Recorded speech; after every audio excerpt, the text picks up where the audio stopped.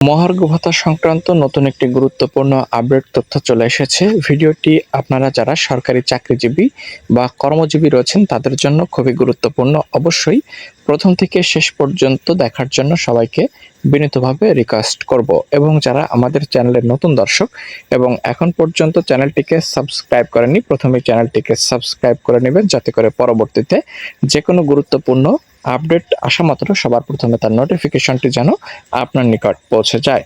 তো এখানে যে গুরুত্বপূর্ণ আপডেটটি জানানো হয়েছে, অর্থ উপদেষ্টা ডক্টর সালেউদ্দিন আহমেদ নতুন করে যে তথ্যটি দিয়েছেন মহার্ঘ ভাতা সংক্রান্ত, সে সংক্রান্ত বিষয়ে মূলত আলোচনা করার জন্য আজকের এই ভিডিওটি তৈরি করছি। তাই আপনাদের কাছে রিকোয়েস্ট করব, যারা চ্যানেলের নতুন দর্শক এবং এখন পর্যন্ত চ্যানেলটিকে সাবস্ক্রাইব করেননি, প্রথমে চ্যানেলটিকে সাবস্ক্রাইব করবেন, ভিডিওটি শেয়ার করে দিতে পারেন আপনার বন্ধুদের মাঝে।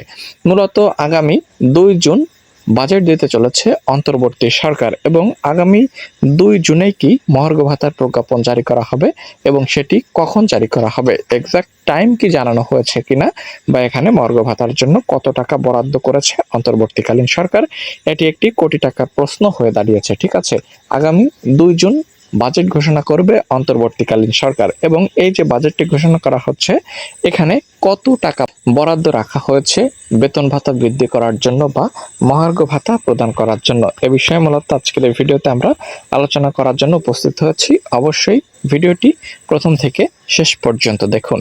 বন্ধুরা, দেখতে পাচ্ছেন গুরুত্বপূর্ণ একটি আপডেট কিন্তু চলে আসছে বাজেট এবং আগামী 2 জুন বাজেট ঘোষণা করবে অন্তর্বর্তীকালীন সরকারের অর্থ উপদেষ্টা ডক্টর সালেউদ্দিন আহমেদ। আগামী বাজেট হবে 7,90,000 কোটি টাকার বাজেট। দেখতে পাচ্ছেন এখানে অর্থ বছর ঘুরলেই যে 50, 60 বা 80,000 বা 1 লাখ কোটি টাকা বাড়িয়ে নতুন বাজেটের ঘোষণা দিয়ে আসছিল আওয়ামী লীগ সরকার, অন্তর্বর্তী সরকার তা আর করছে না। আগামী 25-26 অর্থ বছরের জন্য বাজেটের আকার কমাতে যাচ্ছে বর্তমান অন্তর্বর্তীকালীন সরকার। মঙ্গলবার সচিবালয়ে অনুষ্ঠিত আর্থিক মুদ্রা ও বিনিময় হার সংক্রান্ত সমন্বয় কাউন্সিল ও সম্পদ ব্যবস্থাপনা কমিটির বৈঠকে এমন সিদ্ধান্ত নেওয়া হয়েছে। বৈঠকে সভাপতিত্ব করেন অর্থ উপদেষ্টা সালেউদ্দিন আহমেদ। বৈঠক সূত্রে এ সকল তথ্য নিশ্চিত করেছে। বৈঠক সূত্র জানায়, আগামী অর্থ বছরের বাজেটের আকার 7,90,000 কোটি টাকার মধ্যে রাখার পরিকল্পনা করা হচ্ছে। চলতি 24-25 অর্থ বছরের মূল বাজেটের আকার 7,97,000 কোটি টাকা। সেই হিসেবে চলতি অর্থ বছরের তুলনায় আগামী বাজেটের মূল আকার হবে 7,000 কোটি টাকা কমেছে। দেখতে পাচ্ছেন সূত্রগুলো জানায়, অর্থ সংকটের কারণে আগামী অর্থ বছরের বাজেটের আকার কম রাখা হচ্ছে, কারণ সরকারের আয় কম, শুল্ক কর আদায় খুব বেশি বাড়েনি, আবার বিদেশি সহায়তার ঋণ পরিশোধে বিপুল অর্থ খরচ করা হচ্ছে। দেখতে পাচ্ছেন এখানে এ বিষয়ে অর্থ উপদেষ্টা সালেউদ্দিন আহমেদ এর আগে প্রথম আলোকে বলেছিলেন, নানা কারণে আগামী বাজেট ছোট কোটা হতে পারে। বার্ষিক উন্নয়ন কর্মসূচি এডিপি আকারও ছোট হবে, নতুন করে বড় কোনো প্রকল্প নেওয়া হবে না, তবে যেসব বড় প্রকল্প আছে সেগুলোতে অর্থায়ন চলমান থাকবে। তাহলে এখানে 2 জুন যেহেতু বাজেট ঘোষণা করতে চলেছে অন্তর্বর্তীকালীন সরকার, অর্থ উপদেষ্টা ডক্টর সালেউদ্দিন আহমেদ, তাহলে কি মহার্ঘ ভাতার জন্য কত টাকা বা কত শতাংশ বাজেট রাখা হয়েছে, এখানে মূল্যস্ফীতি নিয়ন্ত্রণের একটি বিষয় রয়েছে এবং শিক্ষা, তথ্য প্রযুক্তি, সামাজিক নিরাপত্তা খাতে বেশি গুরুত্ব দিতে চলেছে এবারের বাজেটে অন্তর্বর্তীকালীন সরকার।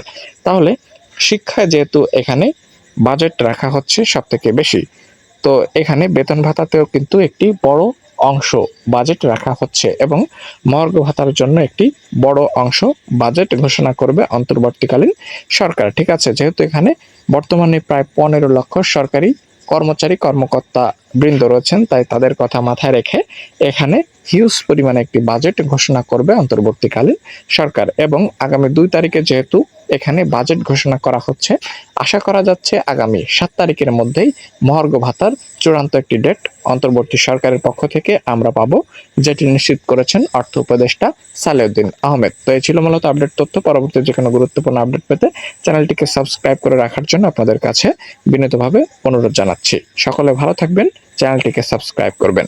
ধন্যবাদ।